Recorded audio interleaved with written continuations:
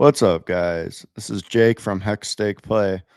I know it's been a minute, so I'm glad that I could finally jump back on and record a video on my thoughts of everything going on in the general broader markets and Hex specifically, because I think Hex is setting up for a very, very bullish move in the near future. How near? I don't know. But I think everything that has transpired over the last few years has set Hex up to do some amazing moves. And that's kind of what I want to discuss here today. So, with that, let's dive right into it.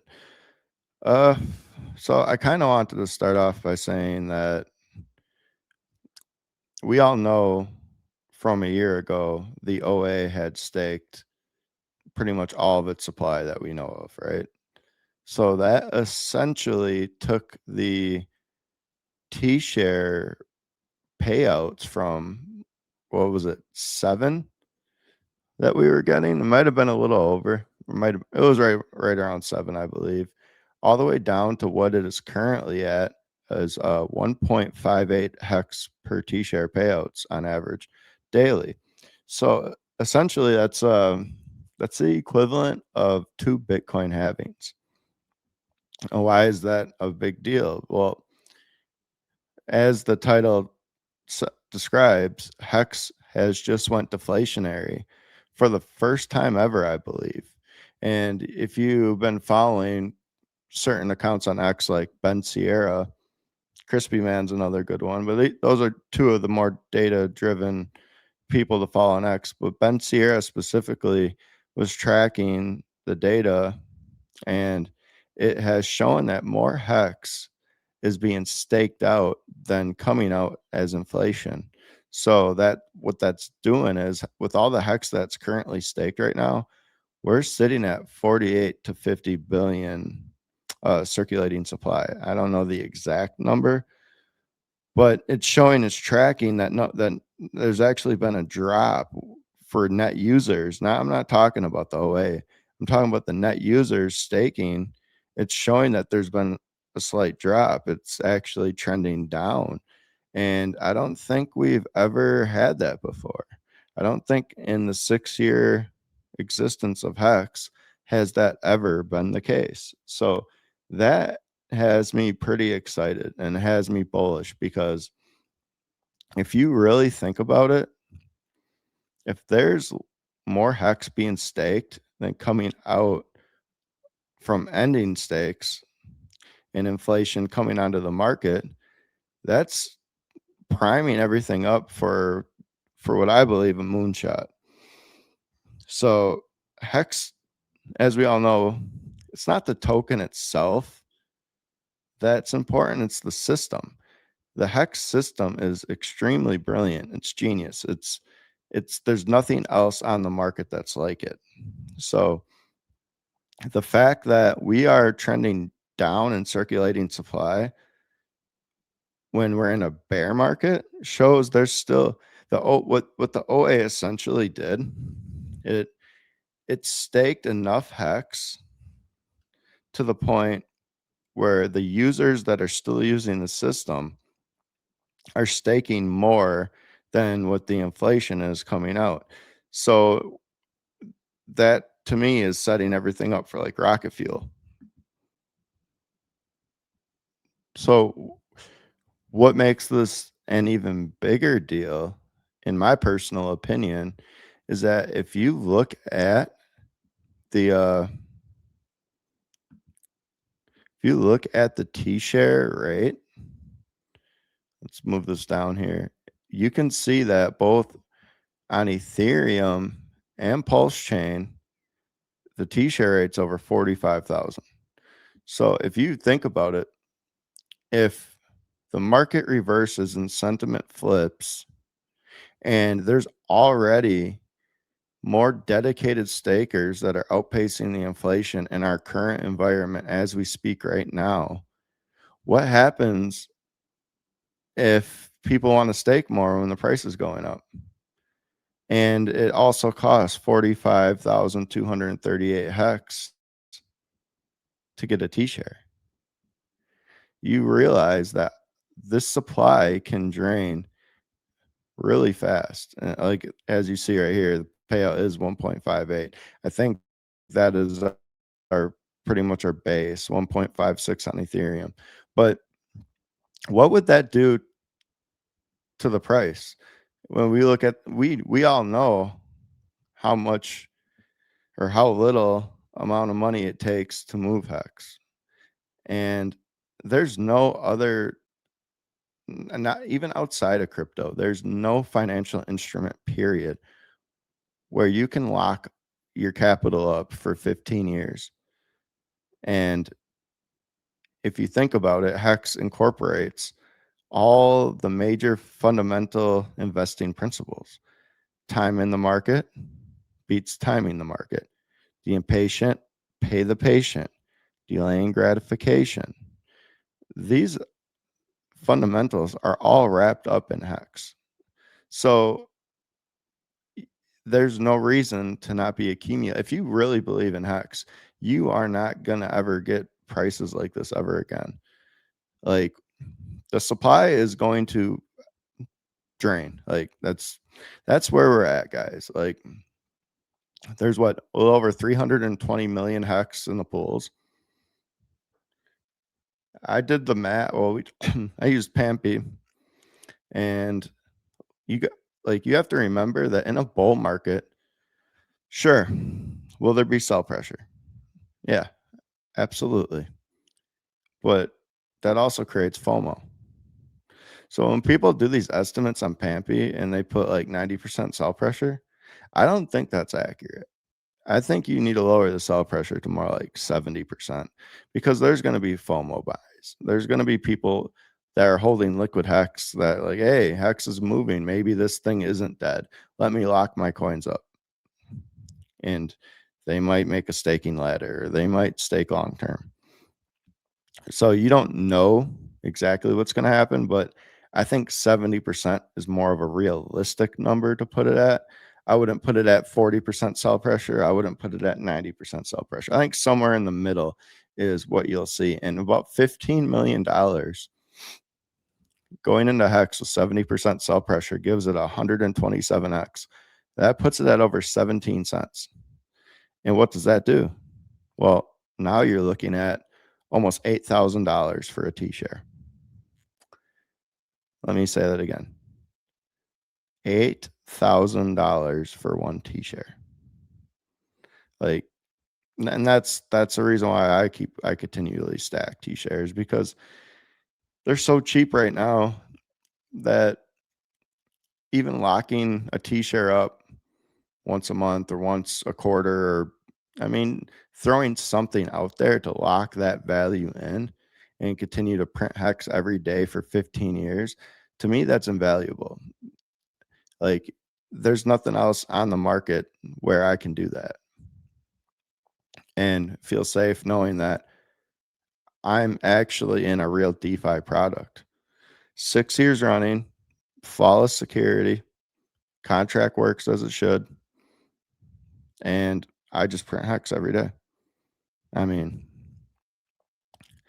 I think we're in a really good spot. I think with the inflation cuts and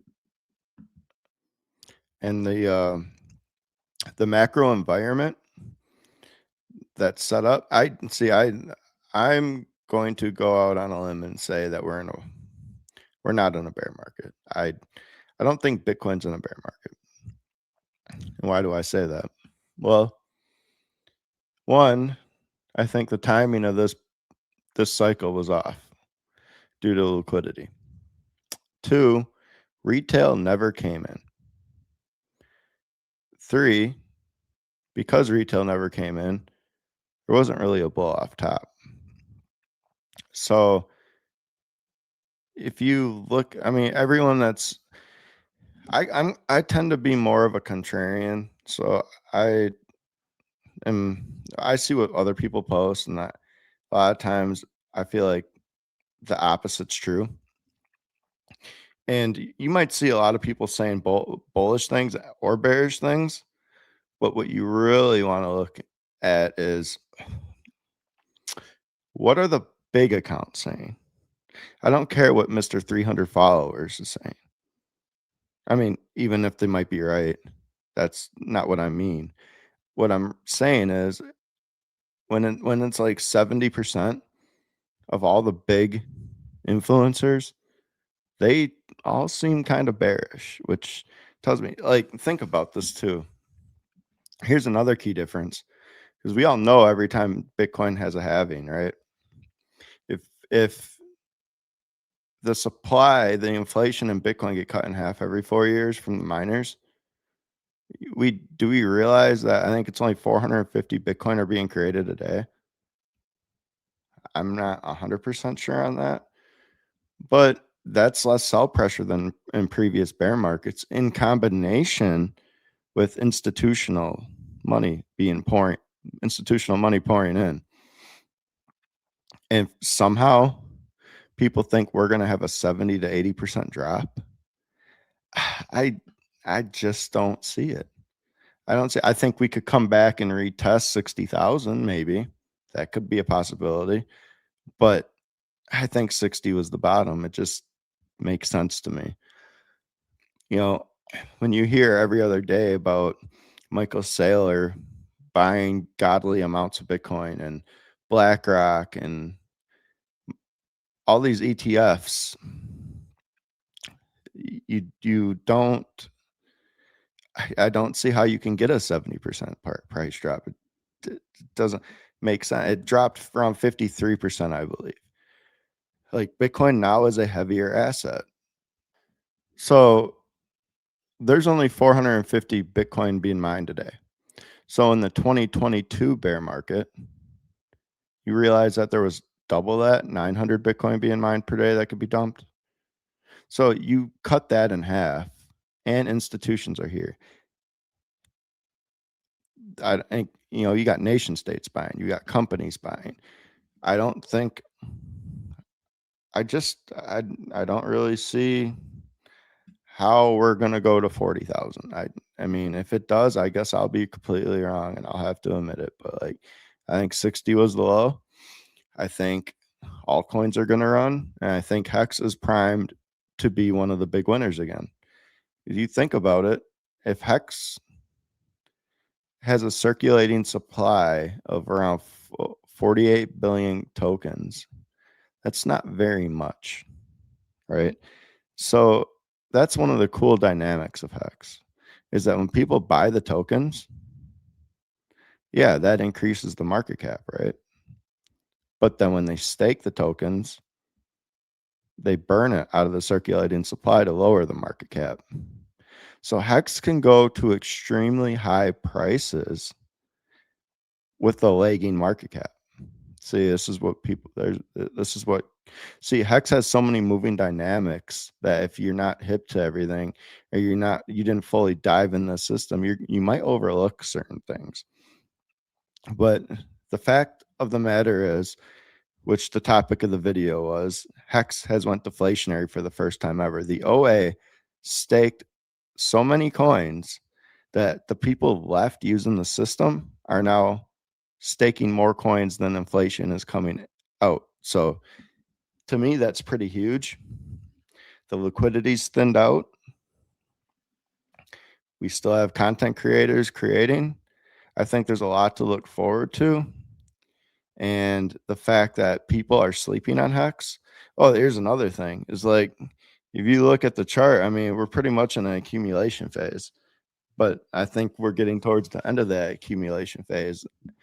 On top of, I don't know how. See, Hex could flip back to inflationary again.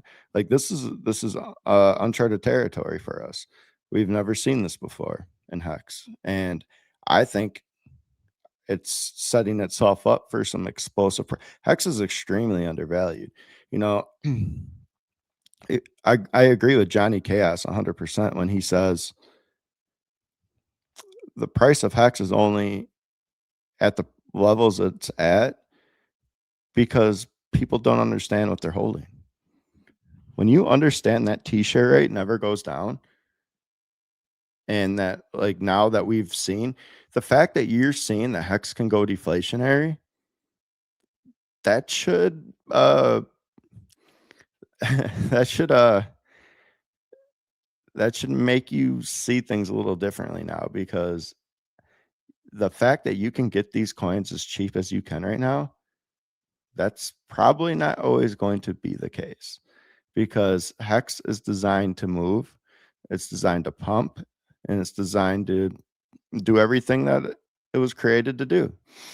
I mean, it did a 10,000x once before, and the way the system's designed, I wouldn't be surprised if it could do it again. And you guys have an opportunity to collect to, to collect the coins that other people are willing to give up, and get yourself positions, get them locked in, and enjoy the ride.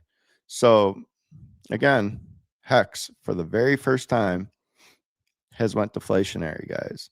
That's pretty big news. I think that needs to be talked about. I think people need to be talking more about the tokenomics of Hex and where we could eventually go. When people do all these crazy price predictions, to me, they're not crazy. That's why we're in crypto. We wouldn't be here if we didn't think prices could go to stupid high levels. I mean, if you listen to most of the Hex OGs, when they got into Hex, they didn't think Hex could even hit a penny. And where did we go? 55 cents? I mean, now you got people thinking Hex can't hit $1. Where are we going to go? You know, use your imagination. I don't like the fact that you have a token that has a limited supply that can be bought off the market and locked up for 5,555 days tells me we have an instrument here that there's nothing else like it in crypto or traditional finance. There's so many of the best investing principles wrapped up into one token that we get to buy that other people are not appreciating right now, and we get to have it for ourselves. I think that's very powerful. I think if you lock in, stay focused. I mean, not everyone gets to win, guys, but if you stay consistent, you stay dedicated, and you stay disciplined, you could potentially set yourself up for life-changing gains. And with that, I'm going to end the video. You guys, I will see you in the next one.